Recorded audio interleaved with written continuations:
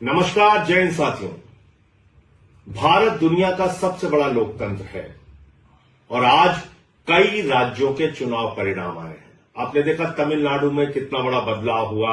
एक नई party TVK, जिसके नेता विजय को इतना भारी जन समर्थन तमिलनाडु की जनता ने दिया। लोकतंत्र में कई बार ऐसे फैसले जनता देती है, एक नई पार्टी के पक्ष में अपना समर्थन देती है। वो तमिलनाडु में देखने को मिला। बंगाल में जो कुछ हुआ, आज उसको लेकर टीवी चैनल पे जश्न मनाया जाएगा। गोदी मीडिया बड़ी बड़ी बातें करेगा, तमाम उपलब्धियां गिनाएगा मोदी जी की और अमित शाह जी की और भारतीय जनता पार्टी की नीति की, रणनीति की, बहुत सारी बातें होंगी। लेकिन क्या यह वास्तव में लोकतंत्र की जीत है? क्या यह जनता के फैसले की जीत है? क्या आज इस चुनाव परिणाम के पीछे का जो सच है वो इस देश के लोगों को भूल जाना चाहिए और सिर्फ बीजेपी का गुणगान करना चाहिए? मुझे लगता है नहीं। सारी चीजों का मूल्यांकन होना चाहिए। किस तरह से बंगाल के चुनाव को चुनाव आयोग ने प्रभावित किया, किस तरीके से एसआईआर के जरिए जनता के वोट को लूटा गया। आज पता यह चल रहा है कि 3 से 4 लाख वोटों का अंतर है बीजेपी और टीएमसी के बीच में। यह पता चल रहा है कि 2% वोटों का अंतर है टीएमसी और बीजेपी के बीच में। हो सकता है उससे भी ज्यादा हो जाए, 2-4% हो जाए अंतिम परिणाम आने तक। लेकिन क्या यह 2-4% का जो डिफरेंस है यह सही है?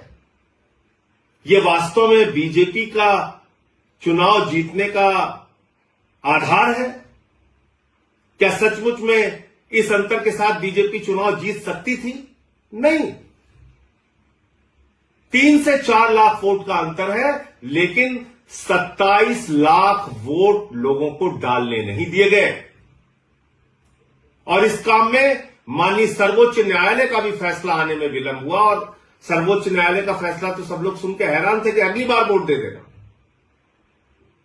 अगर आज वो 27 लाख वोट, 27 लाख मतदाता अपना मतदान करने से वंचित नहीं रहे होते, तो क्या आपको बीजेपी की इतनी बड़ी जीत देखने को मिलती? नहीं मिलती। एक अलग तरह का परिणाम आज इस देश के सामने होता।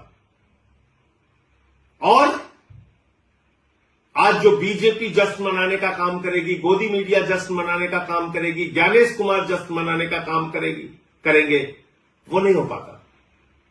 लेकिन दुर्भाग्य से एसआईआर के जरिए लाखों मतदाता, 27 लाख मतदाताओं को वोट के अधिकार से वंचित कर दिया गया। तो ये जो बंगाल की जीत है भारतीय जनता पार्टी की, दरअसल ये लूट तंत्र की जीत है, लोकतंत्र की जीत नहीं है। कितनी गंदी भाषा का प्रयोग किया गया चुनाव में, प्रधानमंत्री के द्वारा, गृह मंत्री के द्वारा, बीजेपी के नेताओं के द्वारा। चलिए, वो चुनाव का एक पक्ष है। किस तरह से वहां पे केंद्रीय सुरक्षा बलों का इस्तेमाल किया गया, लगभग 2.5 लाख सुरक्षा बलों का वहां पर इन्फोर्समेंट किया गया, डिप्लॉयमेंट किया गया। 2.5 लाख सुरक्षा बल लगाए गए। कल्पना कीजिए, अमेरिका ईरान से लड़ने के लिए 50,000 सैनिकों का इस्तेमाल करता है और भारत की मोदी जी की सरकार ममता बनर्जी से लड़ने के लिए 2.5 लाख सैनिकों का इस्तेमाल करती है। इतनी बड़ी दुश्मनी ये निभाई जा रही है। फिर इस चुनाव में यह भी प्रश्न उठता है कि किस तरह से विपक्ष के जो नेता थे, कांग्रेस पार्टी जो थी, राहुल गांधी जो थे, वो जाके वहां पे ममता बनर्जी को ही टारगेट कर रहे थे। 3 से 4% वोट उन लोगों ने भी काटा। वो एक अलग प्रकार का सवाल है।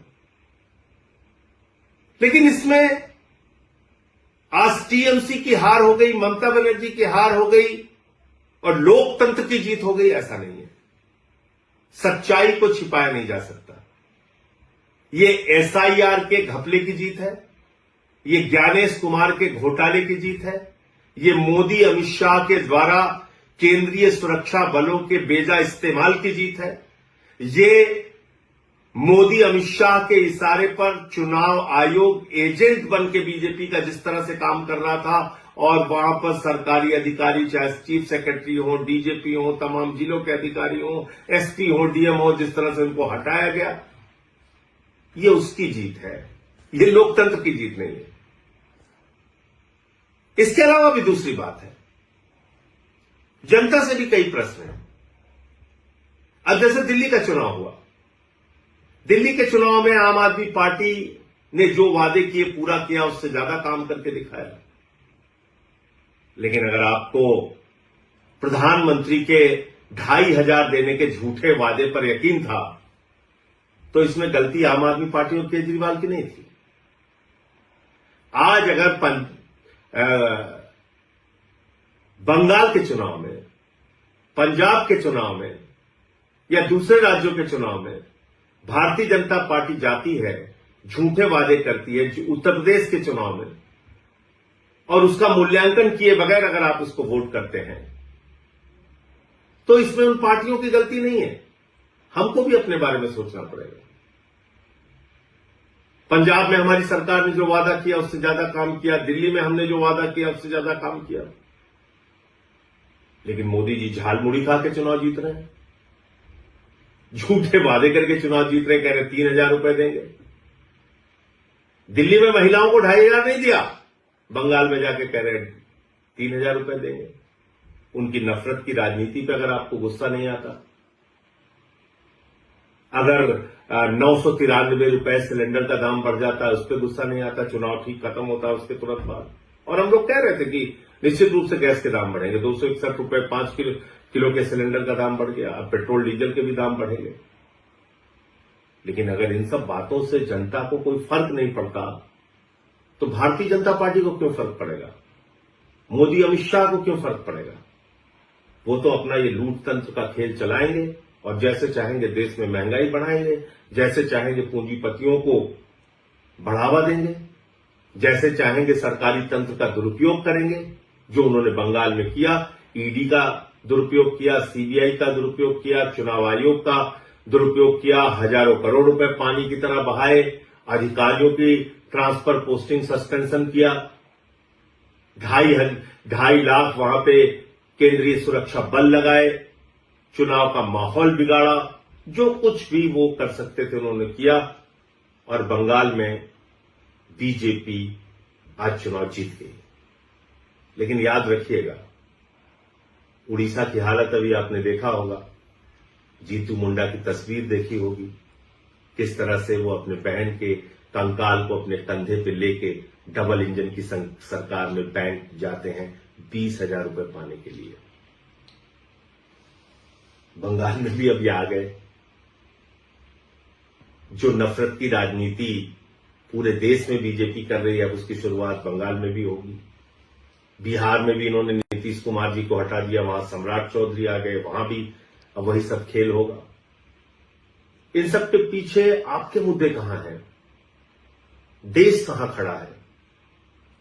अगर आपको इस बात पे गुस्सा नहीं आता कि ट्रंप भारत के प्रधानमंत्री को हर दिन अपमानित करता है, भारत को अपमानित करता है, भारत को नरक कहता है, लेकिन प्रधानमंत्री कुछ नहीं बोलते, अगर आपको इस बात पे भी गुस्सा नहीं आता कि देश का एक हिस्सा मणिपुर जल रहा है और प्रधानमंत्री खामोश है, पड़ोसी राज्यों से भारत के प्रधानमंत्री के रिश्ते अच्छे नहीं हैं, महंगाई देश में चरम पर है, बेरोजगारी चरम पर है, किसानों की आमदनी दोगुना करने की बात पूरी तरीके से झूठी साबित हुई, काला धन लाने की बात झूठी साबित हुई, और अगर आपको इन सारी बातों पे गुस्सा नहीं आता और राज्य दर राज्य इस तरह से लोकतंत्र को लूट तंत्र में बदलकर चुनाव जीतने का बीजेपी का अभियान जारी रहेगा और हम और आप खामोश बैठे रहेंगे,